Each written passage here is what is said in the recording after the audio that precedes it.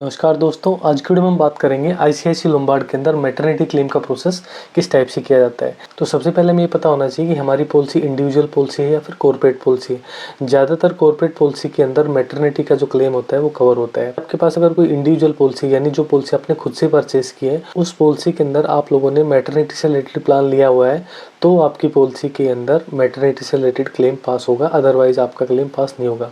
लेकिन ज़्यादातर corporate policy जो होती है, जो हमें एम्प्लॉयर से यानी कि प्राइवेट संस्था में हम किसी में जॉब करते हैं, वहाँ से हमें पॉलिसी मिलती है, तो उस पॉलिसी के अंदर 99% चांस होता है कि उसके अंदर मैटरनिटी से रिलेटेड जो हमारा क्लेम होता है वो कवर होता है। तो हमें सबसे पहले ये पता होना चाहिए कि हमारी पॉलिसी इंडिविजुअल पॉलिसी है या फिर कॉर्पोरेट पॉलिसी है।